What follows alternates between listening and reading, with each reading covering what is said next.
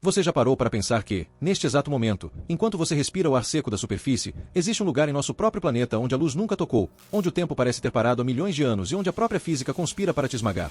Porque enviamos sondas para Marte e fotografamos galáxias a bilhões de anos-luz, mas recuamos diante da escuridão que está logo abaixo de nossos pés? O que, exatamente, a ciência encontrou lá embaixo que nos fez entender que o oceano não quer ser explorado? Bem-vindos ao Relatório Zero. Hoje, vamos mergulhar onde o sol morre, a esperança congela e a ciência encontra o seu limite final. Prepare o fôlego, porque o que você vai descobrir agora pode fazer você nunca mais olhar para a praia da mesma maneira. Vamos começar com um fato que soa como piada, mas é a realidade cruel da nossa espécie. Nós temos mapas melhores da superfície da Lua e de Marte do que do leito oceânico da Terra. Apenas cerca de 25% do fundo do mar foi mapeado com precisão moderna.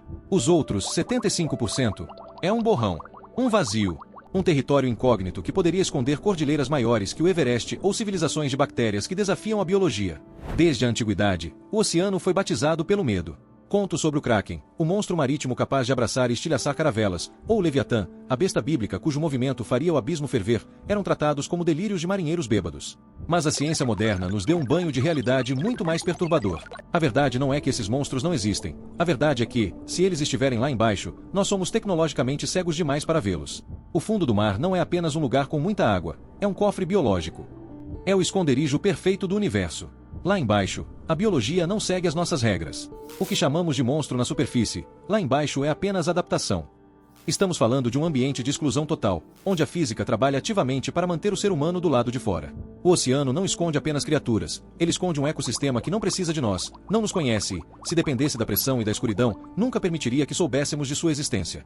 Para entender por que não descemos lá, precisamos falar sobre algumas barreiras. A primeira grande barreira é a luz. O oceano é dividido em zonas, e a zona fótica, onde a luz do sol permite a vida como a conhecemos, acaba nos primeiros 200 metros. Depois disso, entramos na zona crepuscular. Aos 1000 metros, a escuridão é total. É o que chamamos de zona da meia-noite. Imagine tentar explorar uma floresta amazônica à noite, sem lanternas, onde cada sombra pode ser um predador que evoluiu para enxergar o calor do seu corpo.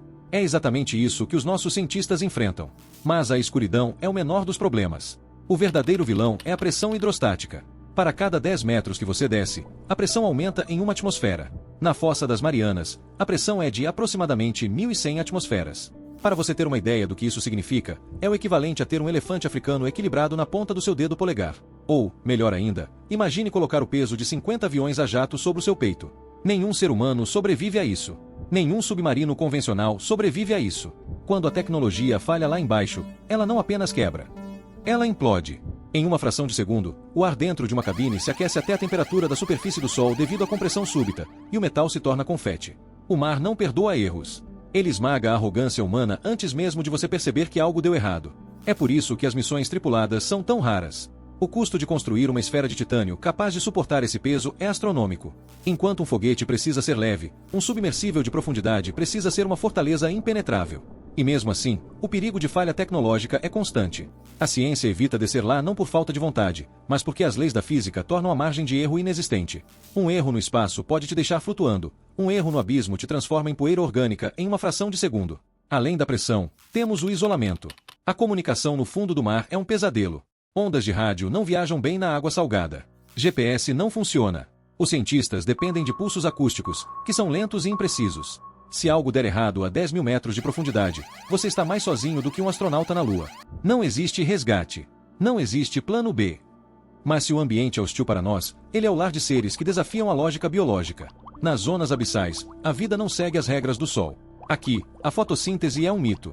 A base da cadeia alimentar é a neve marinha, detritos de carne, fezes e matéria orgânica que caem da superfície como uma chuva eterna de resíduos. Encontramos criaturas como o peixe-pescador, anglerfish, com sua lanterna biológica para atrair presas na escuridão absoluta. Ou o peixe-presa, cujos dentes são tão grandes que ele não consegue fechar a boca. Encontramos também lulas gigantes que podem atingir o tamanho de um ônibus, vivendo em profundidades onde a luz é um conceito alienígena. E a bioluminescência, no escuro total, a luz não é usada para iluminar o caminho, mas para enganar, atrair e matar. Na verdade, o gigantismo abissal é um fenômeno real. Crustáceos que na superfície têm centímetros, lá embaixo crescem para tamanhos monstruosos. Por quê? Baixo metabolismo, longevidade extrema ou algo nas profundezas que ainda não compreendemos. Imagine o que pode existir a 8.000 metros de profundidade, em cânions onde nenhum sonar jamais passou. Antes de continuarmos nossa descida para zonas mais perigosas e revelarmos porque o fundo do mar é mais inacessível que a própria Lua, eu tenho um convite para você. Se você é fascinado pelos mistérios que a ciência ainda não explicou e gosta de questionar a realidade, você está no lugar certo. Inscreva-se agora no Relatório Zero.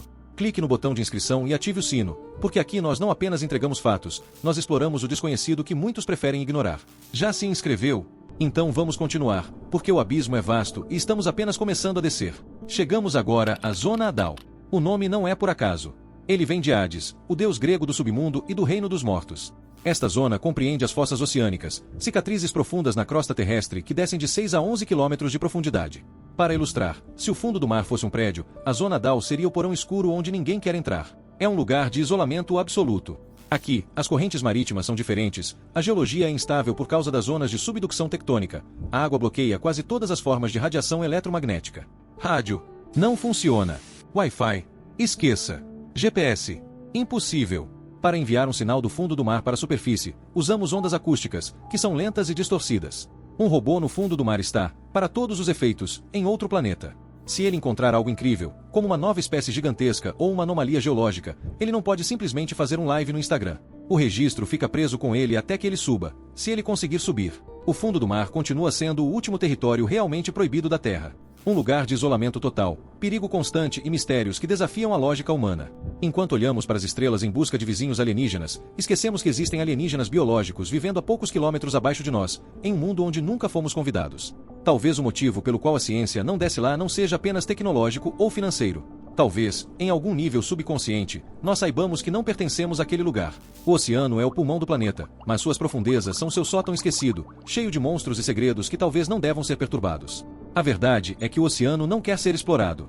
Ele é um guardião de segredos antigos, protegidos pela barreira mais forte do universo, o peso da própria existência. Obrigado por acompanhar este Relatório Zero. Se você sobreviveu a este mergulho, deixe nos comentários. Você teria coragem de descer às profundezas do abismo se tivesse a chance? Ou o medo do desconhecido é maior que a sua curiosidade? Nos vemos no próximo relatório, se o mar permitir.